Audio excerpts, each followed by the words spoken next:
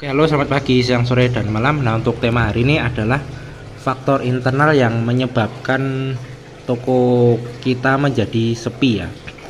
Nah, selama ini yang saya jelaskan adalah faktor internal, eksternal maksudnya kenapa toko ikan hias itu sepi ya. Salah satunya ya trennya menurun, kemudian ekonomi yang sedang tidak stabil. Nah, kali ini adalah faktor internal atau faktor dari dalam yang menyebabkan tokomu itu menjadi sepi, terutama untuk toko ikan hias ya, karena fokusnya memang ikan hias, kios ikan hias. Nah, yang pertama itu adalah tidak konsisten. Jadi kita itu tidak konsisten misalnya dalam hal buka tutup.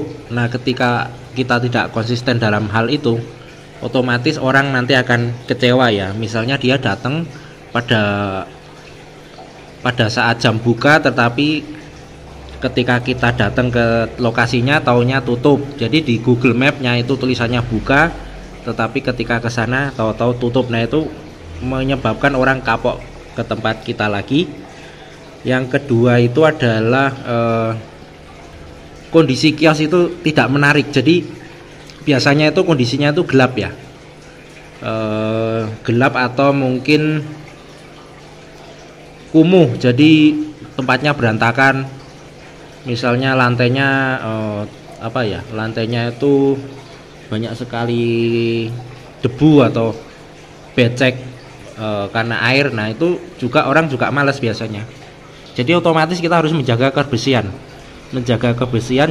dan membuat toko kita itu menarik untuk dilihat. Seperti Indomaret sama Alfamart gitu kan, selalu tokonya selalu terang ya, terang benderang.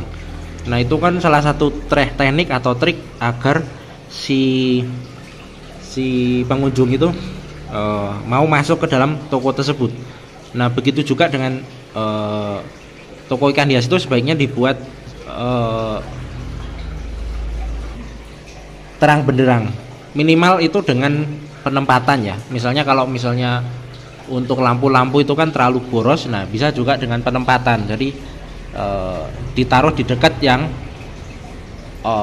outdoor misalnya, atau gentengnya diganti yang transparan. Jadi nanti beberapa gentengnya maksudnya diganti yang warna transparan, jadi nanti bisa kena sinar matahari langsung. Jadi seperti itu ya. Atau dikasih ventilasi yang dari kaca itu yang bisa nanti matahari masuk. Jadi kondisi toko yang terang benderang itu sangat menarik orang untuk datang.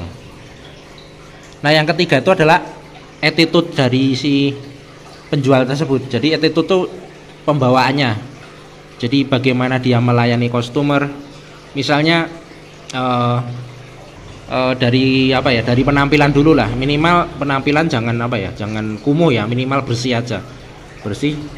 Nah, itu kalau misalnya belum mandi ya minimal cuci muka gitu kan, cuci muka, jadi tidak kelihatan baru muka-muka habis bangun tidur gitu. Kemudian pembawaan juga, misalnya kalau orang datang, nah misalnya kita lagi merokok atau main HP, nah kita hentikan sejenak aktivitas itu. Jadi itu sebagai sebagai respect kita untuk menghargai si calon pembeli tersebut.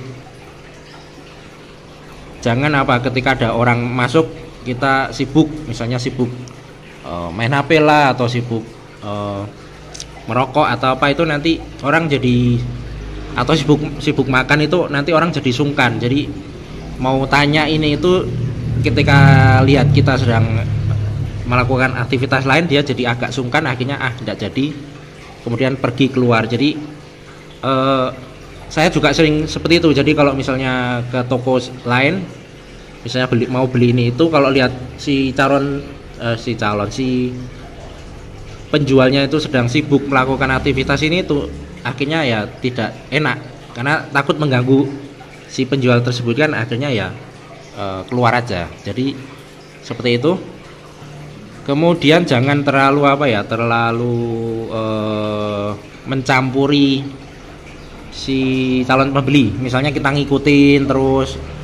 Nah, biar aja si pembeli itu melihat-lihat barang dagangan kita, jangan ngikutin terus, nanti risih.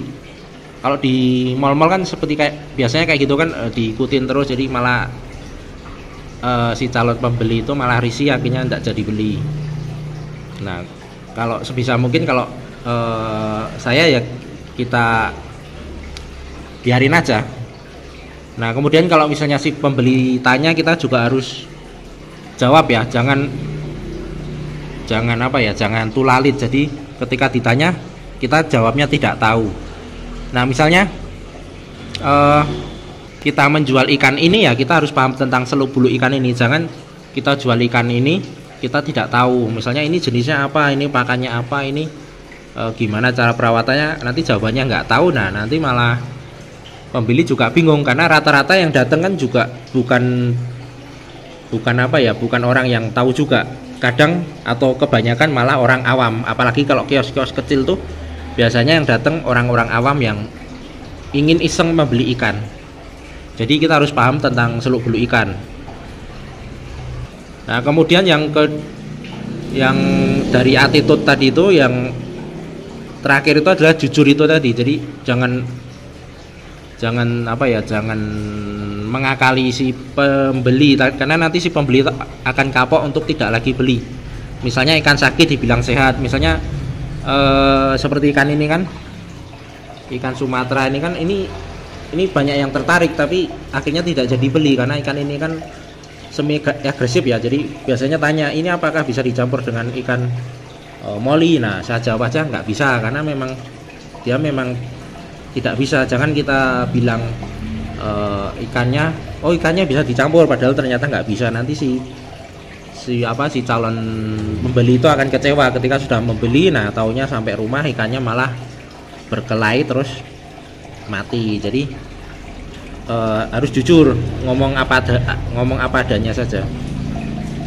Nah, itu tadi ya 3 hal yang mungkin menyebabkan toko kita sepi. Yang pertama adalah tidak konsisten itu, kemudian penampilan tokonya itu yang tidak apa ya, misalnya kumuh atau gelap. Nah, itu orang juga males untuk datang itu, nanti dikiranya warung remang-remang atau apa kan. Nah, nanti bukan dikira warung apa, kios ikan hias, mah dikira warung remang-remang kalau tempatnya gelap atau kumuh. Nah, kemudian yang ketiga itu attitude atau pembawaan si penjual itu. Jadi harus ramah atau paham tentang ikan, harus respect lah intinya kepada calon pembeli.